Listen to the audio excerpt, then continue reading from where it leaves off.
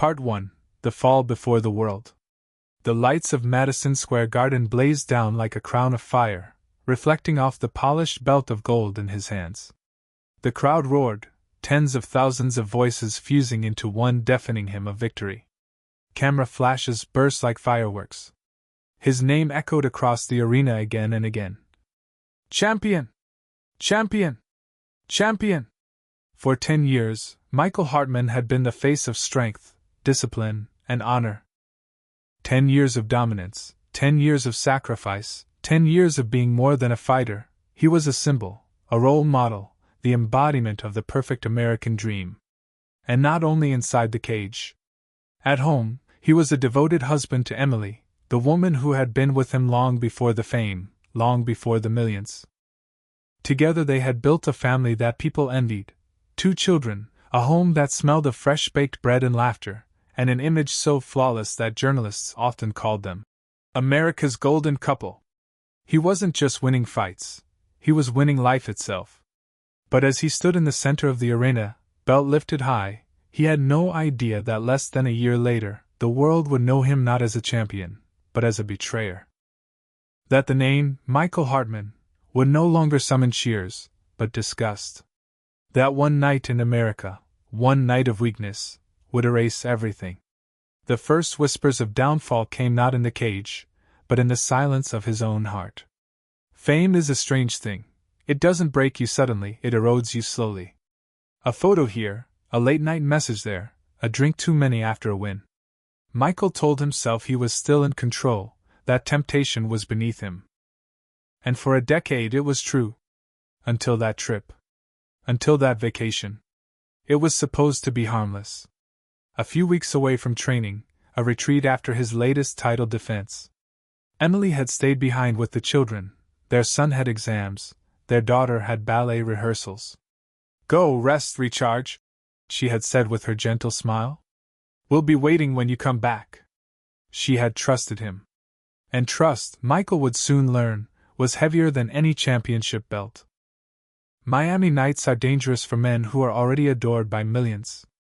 The ocean air mixed with perfume and neon lights, the bass of music shaking the ground, and every glance his way was an invitation. For most of his life, Michael had walked past those invitations. But that night something cracked. Maybe it was the loneliness. Maybe it was the intoxicating rush of being not just a champion, but desired. Maybe it was simply arrogance, the belief that he was untouchable, that no one would ever find out. He didn't know it yet, but cameras were watching. Phones were raised. The same hands that once clapped for his victories now captured his downfall in real time. By the morning, the photos would spread faster than any knockout he had ever delivered. By the afternoon, his name would trend in every country. By the evening, even his children's classmates would whisper about what their father had done. Michael Hartman, world champion, perfect husband, American hero, would wake up to headlines that screamed only one word: betrayal. This is not just the story of a man who cheated. This is the story of how the world watched a hero crumble. Of how 10 years of perfection can be destroyed in a single night. Of how love, once broken, bleeds louder than any punch. Because when a man adored by millions betrays the one woman who believed in him above all, the fall is not private. It is global. And Michael's fall had only just begun. Part 2: The Perfect Family. On Saturday mornings their kitchen smelled like cinnamon and orange zest. Michael whisked batter while Sophie, 9, stood on a stool beside him, counting out blueberries as if they were trophies of their own. Noah, 13, pretended not to care and then devoured twice as many pancakes as anyone else. Emily moved through the room with that quiet efficiency Michael loved, hair in a messy bun, sweater sleeves pushed to her elbows, the queen of small miracles no one saw on TV. They had rules in that house. No phones at dinner. No fights before bedtime. And every Sunday, a walk, rain or shine, just the 4 of them, no cameras, no autographs, no. Could we get one quick picture with the champ? The world called them perfect. Emily, careful with words, never used that one. We're not perfect, she'd say. We're just serious about trying. They met long before the floodlights and pay-per-view contracts. Back when Michael cleaned mats at the gym at night to save on membership fees, when he iced his knuckles with a bag of frozen peas because he couldn't afford the fancy compresses. Emily worked evening shifts at a coffee shop 2 blocks away, finishing a degree in psychology. He came in once, jaw bruised, and tried to order with lips that barely moved. She slid a cup across the counter and, without asking, handed him a straw and a tiny packet of honey. "Helps with inflammation," she said. "Is that science?" "It's kindness," she said, and that was that. They built slowly. A borrowed car that only started if you prayed and slammed the hood. A 1-bedroom apartment with thin walls where they learned to laugh quietly. A wedding paid for with tips and small winnings, where his friends used plastic chairs and her friends strung lights in the parking lot. In the photos, their smiles were crooked but enormous. No one had learned yet how to pose for a brand. When the first Real win arrived, Emily framed the poster herself. When the first real sponsor called, she made him ask questions that agents usually asked. What are the terms? What values do you expect from us? What happens if we walk away? Michael loved that about her, that she believed in him enough to plan for success, and believed in them enough to plant guardrails along the road to it. As the years stacked up, so did the rituals that made a life. Notes on the fridge before early runs. Back at 6. Eggs in the pan. Don't burn the house down. Stick figure drawings in his training bag from Noah and Sophie. Daddy vs. Dragon. Daddy vs. Homework Monster. Bedtime stories that drifted into strategy sessions when the kids fell asleep. Emily on the floor with spreadsheets. Michael on the couch with aches that had learned to keep quiet. Reporters arrived with words like fairy tale and storybook. Emily would smile, say the polite things, and then go wipe orange juice off the counter, because the counter never cared about headlines. Fans sent love letters to their marriage. The way he kissed her forehead after every win, the way she pressed her palm to his chest on camera like she was checking his heartbeat. A famous magazine photographed them in matching white shirts in a sunlit kitchen. The editor called them America's Golden Couple. Emily hated the golden part. Gold looked beautiful from a distance, but up close you could see fingerprints. Up close it needed constant polishing. She understood that part better than anyone. There were cracks, of course, because there are always cracks. Most were ordinary. Noah rolled his eyes at chores. Sophie cried at night before her first recital. Emily used a gentle voice when she was tired because she refused to give exhaustion the last word. Michael missed dinners more often as the calendar filled, new title defenses, televised interviews edited to look like intimacy, sponsored dinners where dessert arrived with 4 different logo options. He'd slip in after midnight, kiss Emily's temple, and whisper, "You good?" "Yeah," she'd whisper back. "You?" He always said yes. And for a long time, it was true. Fame didn't storm their house, it seeped under the door. It lived in the way strangers felt entitled to their time at the farmer's market. It lived in the pauses before Emily answered harmless questions that were actually traps. How do you keep your husband grounded? How do you compete with all the attention? It lived in the new faces around Michael, PR people with immaculate shoes, hype men who said things like, "Lean into the myth," women who laughed too hard at his jokes. Emily was not jealous. She was observant. She watched how long it took him to answer messages now, the way a second phone appeared for media stuff. She noticed the limo drivers who used her name too familiarly, though she had never given it to them. She filed away small things because small things become large if no one names them. They kept the vows they could keep. On their 10-year anniversary, they read them aloud again in the backyard under string lights: patience, honesty, choosing each other when it was easy and especially when it wasn't. Michael added a line that wasn't in the original. "To protect us from the version of me the world wants me to be." Emily kissed him for that. Later, when the house was quiet, she rested her head on his chest and said, almost joking, "If the world ever knocks on our door too hard, we'll just change the locks." "I'll break the door down before anyone takes what we built," he said. He sounded so sure. Between camps, there were school plays and dentist appointments, grocery lists and shoe sizes, the common work of ordinary love. When Noah asked if he could skip a walk for a video game tournament, Emily negotiated. When Sophie asked to sleep in her tutu, Emily said yes just this once and then tucked the tool under the blanket so it wouldn't wrinkle. Michael filmed dance practices, gave clumsy pep talks, and then flew across the country to be a legend for 3 nights and 2 days. When he came home, the house reset itself around him. The kids bragged. Emily teased him about the commercial where he pretended to enjoy kale juice. They laid low, cooked too much, stayed up late in sweatpants watching game shows where people guessed the price of blenders. If perfection existed anywhere, it was in those embarrassingly soft minutes, in the space between the man and the myth. So when he said he would take a short vacation alone after the latest defense, just a quick reset, I'm burned out. You know how camps are. I'll sleep, I'll swim, I'll come back boring. She believed him. Not because she was naive, but because trust had muscle memory. 10 years had taught her which promises were fragile and which were iron. He had earned this.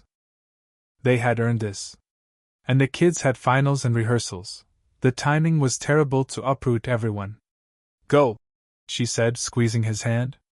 Rest. Send photos of sunsets so I remember those are real. He grinned, relieved. I'll bring you sand in a jar like a teenager. Bring me yourself, she said. That's cheaper. He left with a small bag and the big smile of a man whose life was overflowing. The morning he flew out, Sophie tucked a ribbon into his backpack for luck. Noah, pretending to be adulthood in a hoodie, muttered, "Don't bring any weird snacks back," which meant, "I'll miss you," in the language of 13-year-olds. Emily walked him to the door, kissed him once like a wife and once like the girl from the coffee shop, and watched him drive away. In the afternoons that followed, the house moved at its usual speed. Homework, laundry, a chipped bowl that needed replacing. Emily watered the herbs on the windowsill and sent him a photo of basil leaves with the caption, "Holding down the fort." He replied with a picture of the ocean and the words, "Holding down the horizon."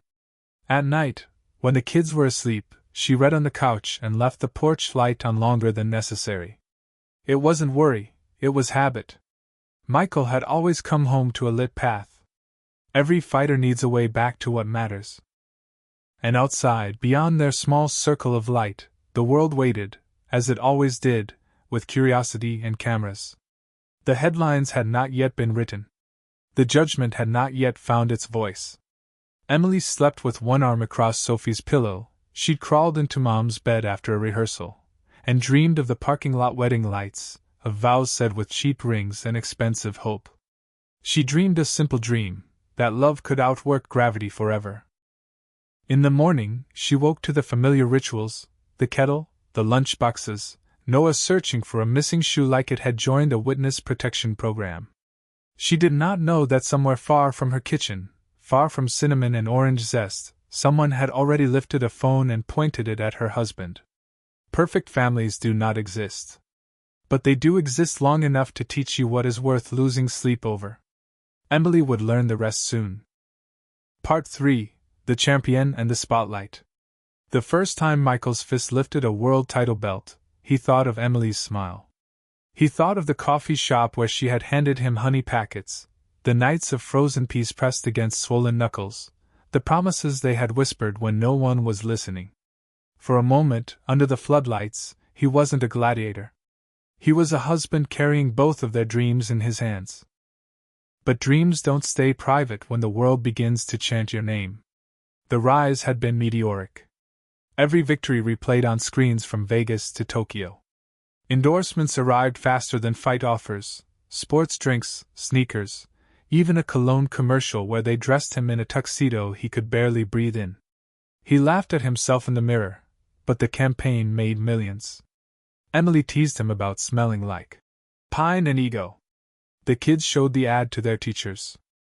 Soon there were stadium entrances with fireworks, pre-fight documentaries, training montages edited to make him look invincible. His jawline became a meme. His walkout song played in gyms across the world. On late-night shows he was witty, humble, the champion everyone could root for. And through it all, Emily stood beside him. She held his hand at press conferences. She answered questions from reporters with grace that seemed rehearsed, though it never was. She corrected journalists who forgot he was more than a fighter. "He's also a father who burns pancakes," she'd say, and the cameras would eat it up. The image was perfect: the fighter, the family man, the role model. But behind the scenes, the rhythm of fame began to take its toll. The calendar filled faster than their kitchen whiteboard could track. Training camps bled into interviews. Days off became sponsored dinners. Emily learned to schedule their anniversary between media obligations. Noah stopped asking if his dad would be at school plays; he already knew the answer.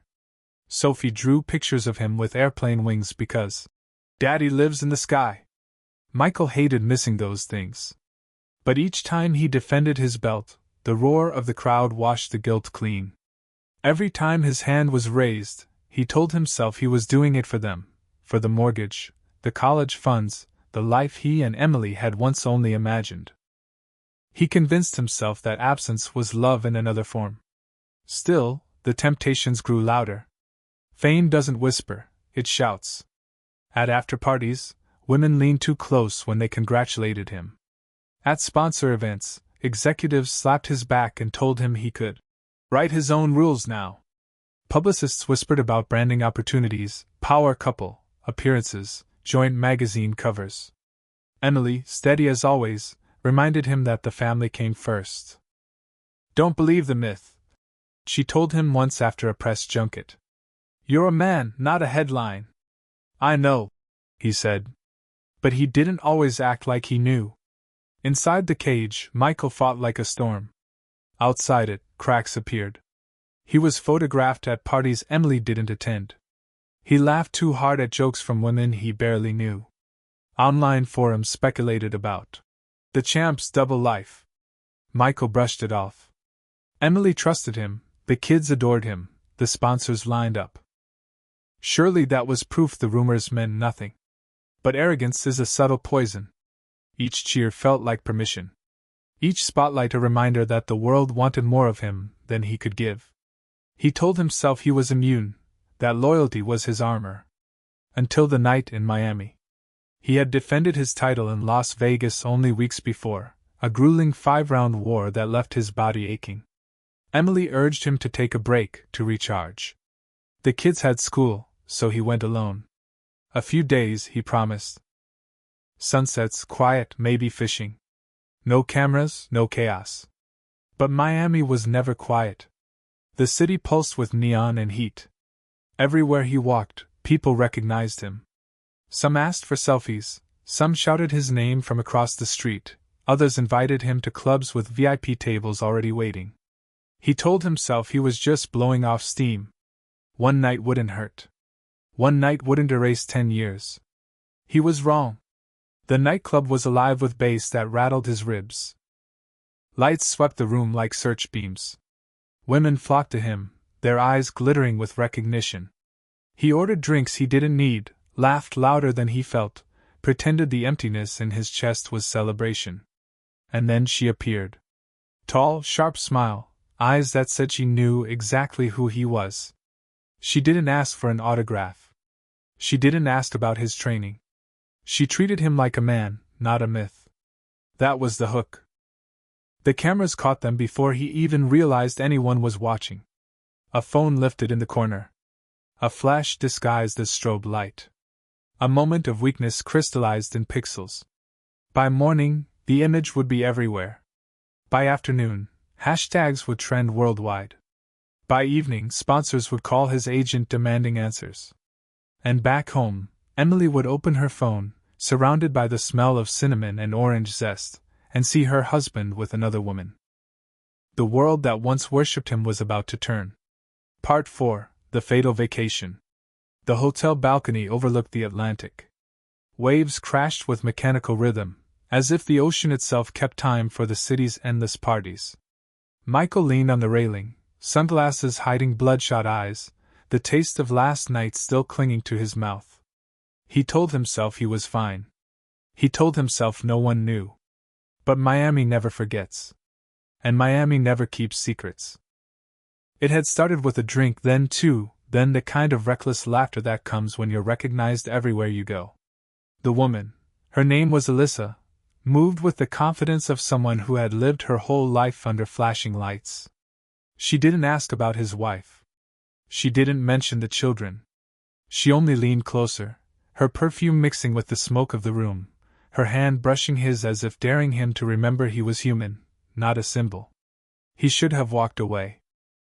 10 years of vows, 2 children's trust, Emily's quiet belief, he should have carried those like a shield.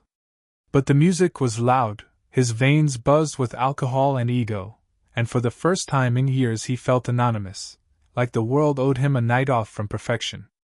They left together. Cameras followed. The first photos appeared before sunrise. Grainy, neon-lit, but unmistakable, the world champion with a woman who wasn't his wife. They walked out of the club hand in hand, her lips brushing his ear. A car door opened. A flash froze the betrayal forever. At 8:13 a.m., a gossip blog posted the headline, "Champions Night Out, who is she?" By 9 o'clock, the images had spread to Twitter. By noon, sports networks interrupted broadcasts.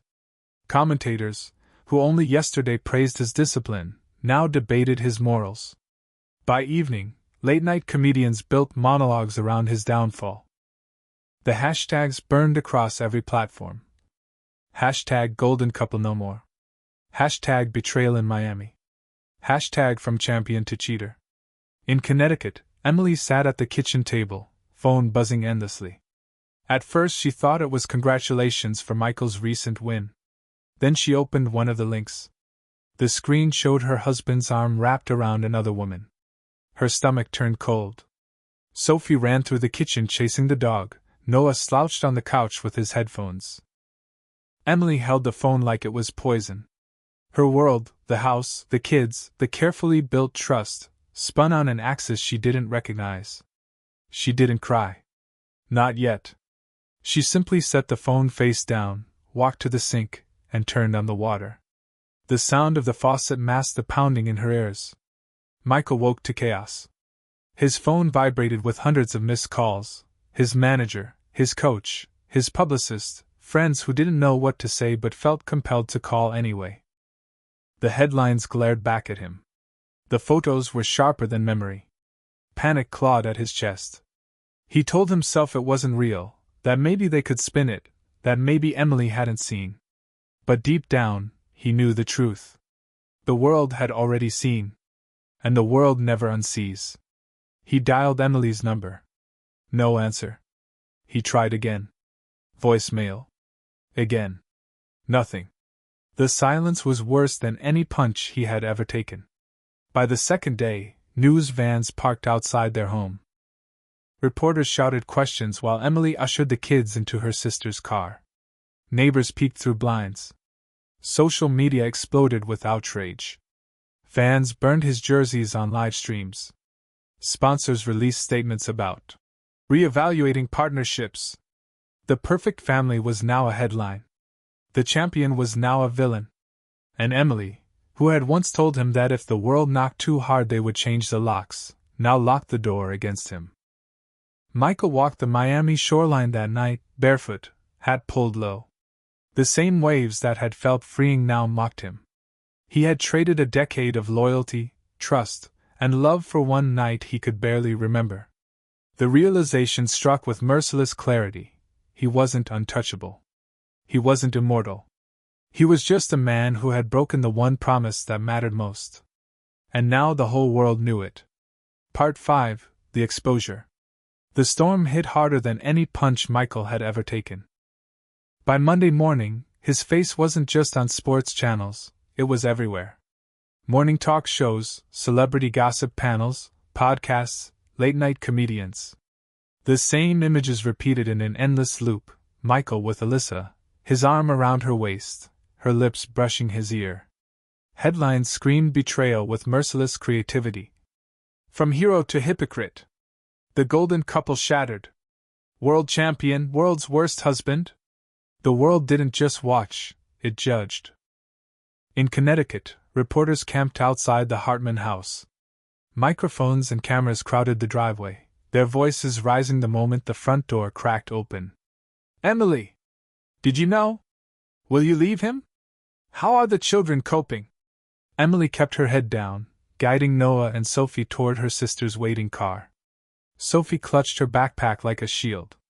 Noah pulled his hoodie low, his jaw tight in the way boys try to be men too soon. Emily didn't speak. She didn't know the world her voice. Not yet. But silence never stopped speculation. Inside the house, Emily scrolled through her phone, each notification another cut. Friends sending texts. "Are you okay?" Strangers tagging her in posts. "Stay strong." News outlets requesting statements. She avoided the photos, but even when she closed her eyes, the images burned into her mind. Michael's smile, familiar, intimate, turned toward someone else. For 10 years she had been his anchor, his shield against fame's chaos.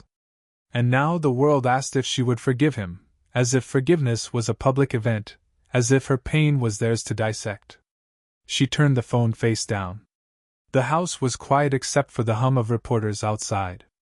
Michael, still in Miami, watched his empire crumble in real time. Sponsors pulled out one by one. The energy drink companies suspended their contract. A shoe brand deleted his ads. The cologne campaign that once made him laugh, gone overnight. His manager's voice was cold on the phone. "Do you understand what you've done? We built you as the family man. That was the brand. And now..." Michael barely heard him. His thoughts circled back to Emily, to Noah, to Sophie. He had broken something no title could repair. He tried calling again. Straight to voicemail. That silence cut deeper than the headlines. By Tuesday, the betrayal had become more than gossip, it was cultural currency. Hashtags trended globally. Talk show hosts debated not just his choices, but what it meant for the image of athletes, of marriages, of role models. On a sports debate show, two analysts nearly shouted over each other. "He's human. Athletes make mistakes." Mistakes? This wasn't missing a curfew. This was betraying his wife, his kids, and every fan who believed in him. Clips went viral. Memes multiplied. Michael Hartman was no longer just a man, he was a spectacle. At night, Emily finally let herself cry. Alone in the bedroom they once shared, she pressed her face into the pillow to muffle the sobs. The kids were asleep at her sister's house. The silence in the room felt cavernous, every photo on the wall a reminder of promises broken. She reached for her wedding ring, twisting it on her finger. 10 years of vows, 10 years of loyalty, 10 years of choosing each other. All undone by one night.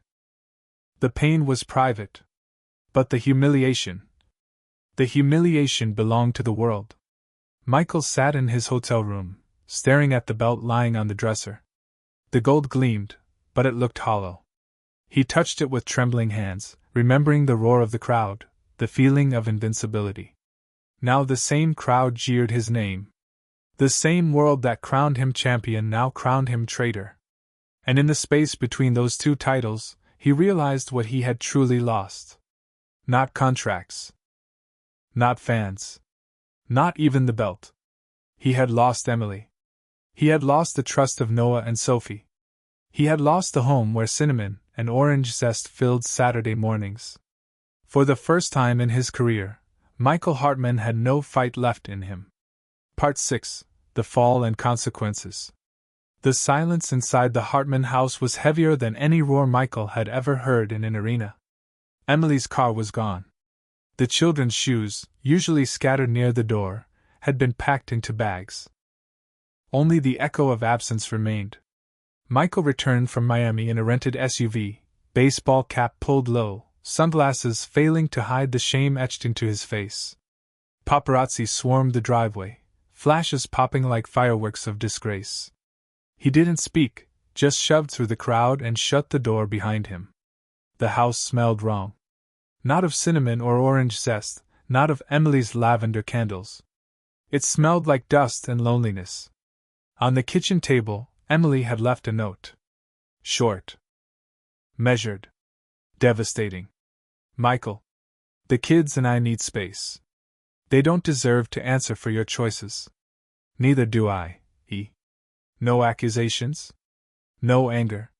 Just absence. He sank into the chair, the note shaking in his hands.